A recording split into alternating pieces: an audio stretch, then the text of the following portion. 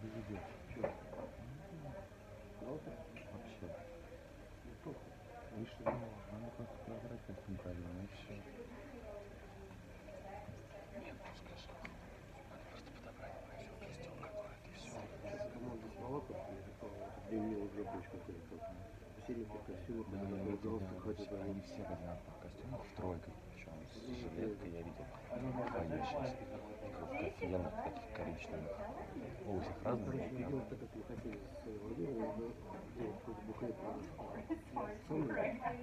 компанию как бы подписывать о спонсорстве, типа оформить сам, как бы, и как бы, да, вот тоже покупать одинаковый костюм, одевать их реально Какой спортивный. еще спортивный костюм, чтобы Конечно, если что, чтобы выглядело на спортивный костюм. ну какие-то же приехали. Hello. Hello.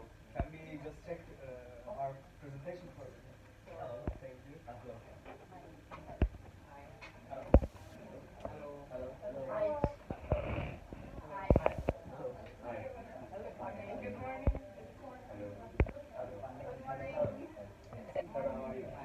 Две осталось, да? Good morning.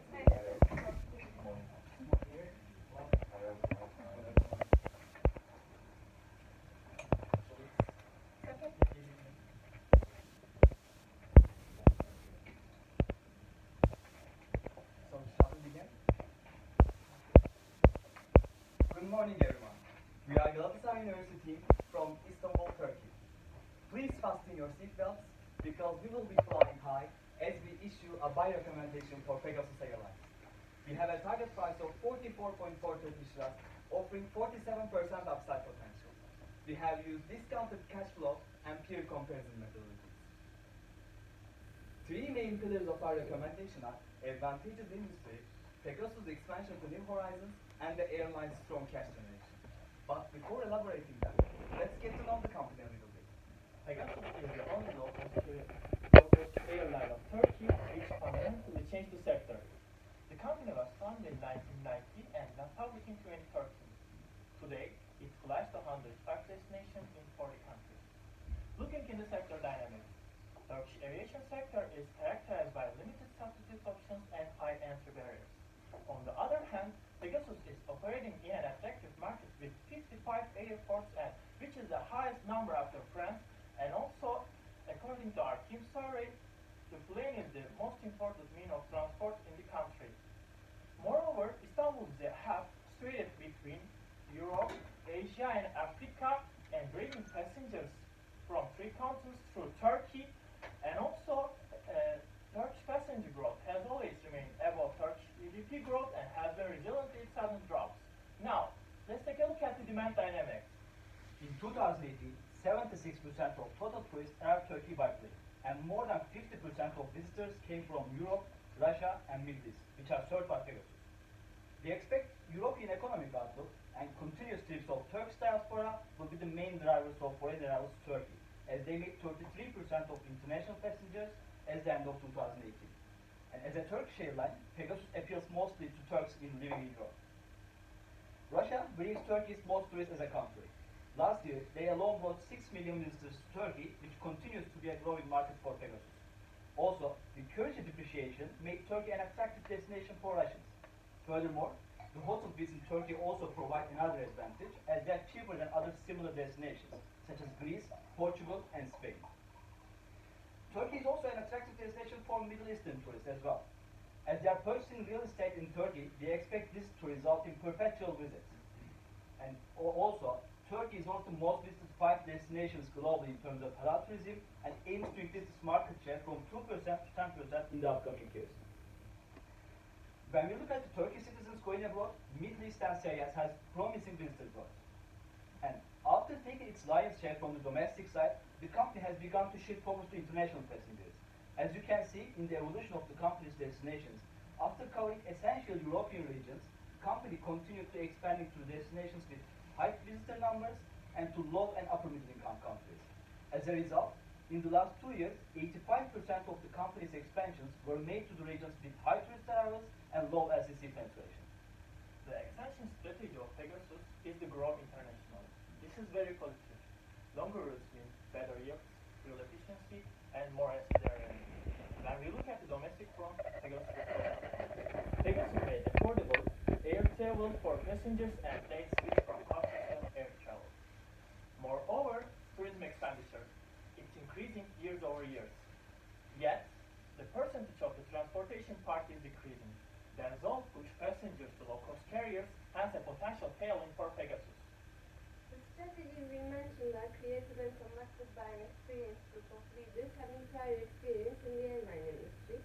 As a footnote, according to a CFA Institute survey, 73% of investors pay attention to environmental, social, and governance factors when making investment decisions. Pegasus is a clear winner on that front, present both in this corporate governance and sustainability indexes. To summarize, we estimate that industry drivers and expansion strategy will be the main drivers of Pegasus increasing market share and overall load factors, even with the increasing capacity over our forecast horizon. Also, after the closure of Atatürk Airport, Sabiha Gökçen Airport, where Pegasus mainly operates, is going to be the closest airport to many of Istanbul's central locations. The company seems to be determined to leverage both the benefits of industrial dynamics and its low-cost maintenance. Company's revenues are growing strongly. This is mainly due to increased yield and growing Pegasus passenger numbers. We expect ancillary revenues to be a quarter of the total revenue by 2020 and expect it to grow even further. Also, it's important to mention that Pegasus, although positioning itself as a low-cost carrier, Pegasus prices are not that much lower than the national carrier Turkish Airlines, which presents a pricing advantage. As we all know, an airline's main cost driver is fuel consumption, followed by personnel expenses. We model an 8.5% fuel efficiency over our forecast horizon as Pegasus expands its fleet with new fuel-efficient aircraft. Also, we expect companies' jet fuel expenses to drop 36% of total cost of the goods sold on average over our forecast horizon, retaining its biggest share. So, in brief, efficient aircraft will mean less fuel consumption.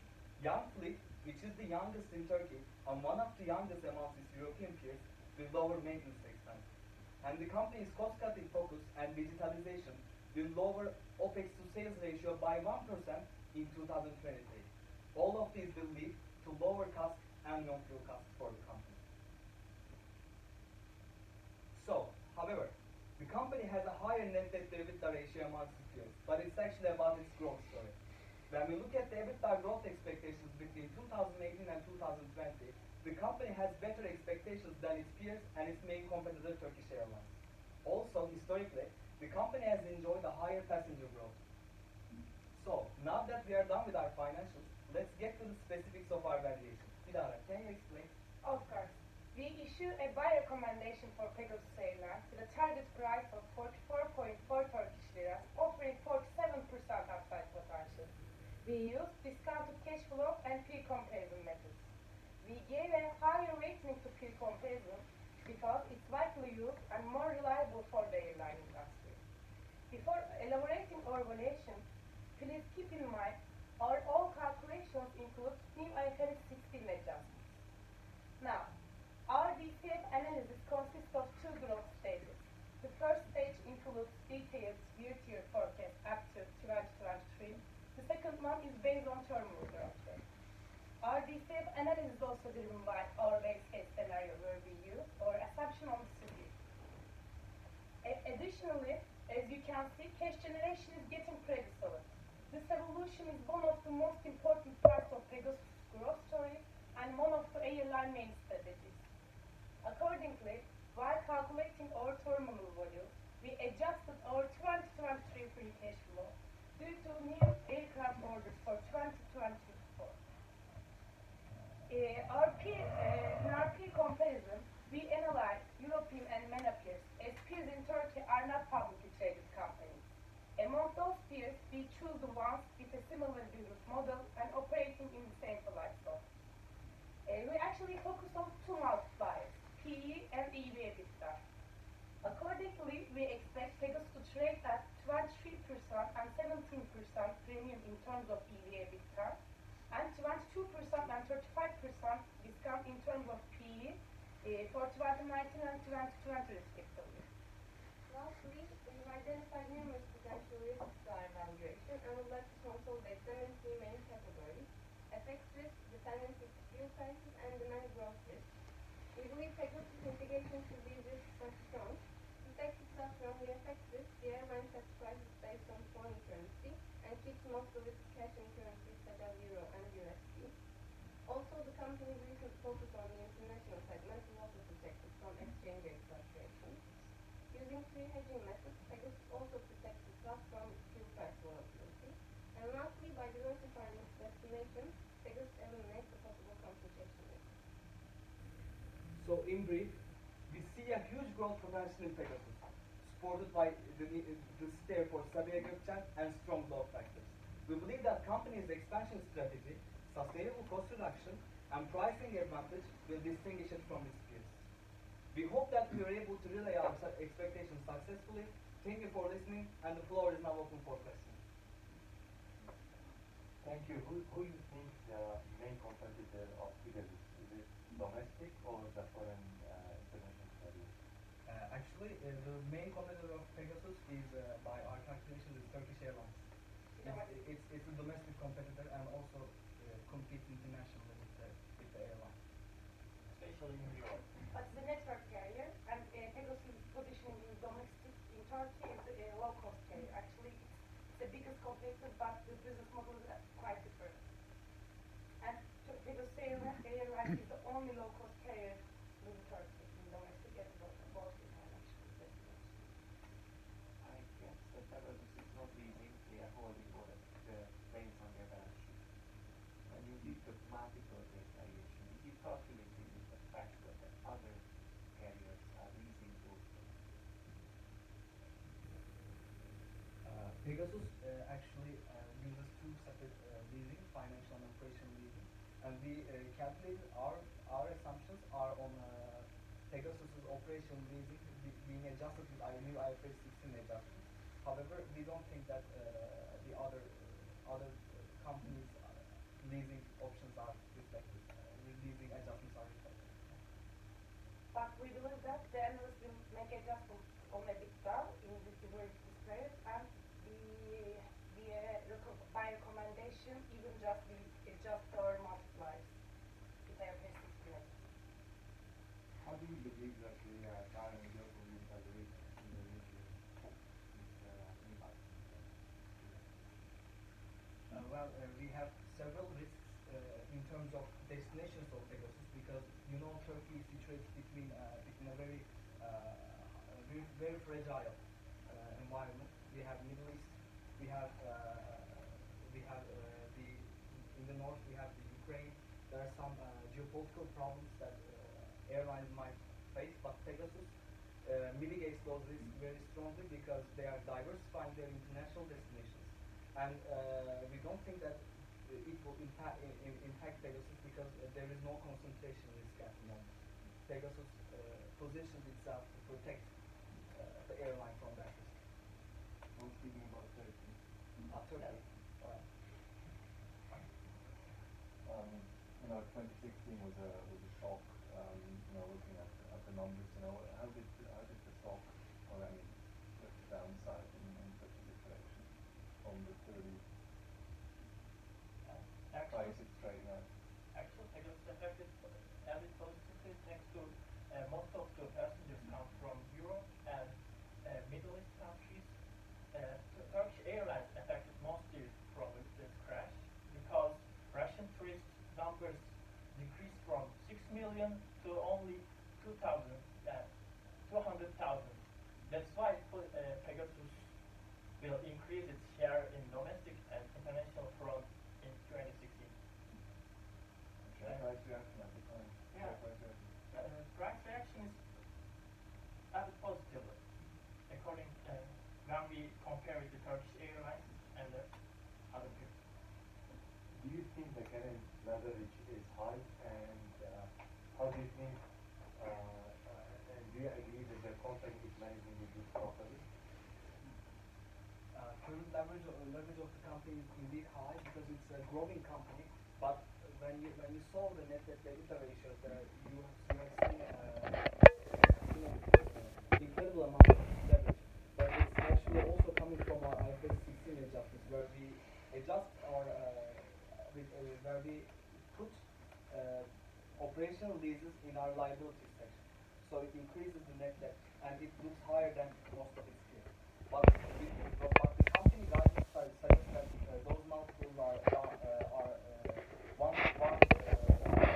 less than less like a 1.5 than our calculation, and it will be to all companies after but the company is also managing its cash very successfully, and we think that those leverages are only reflecting Pegasus' growth potential.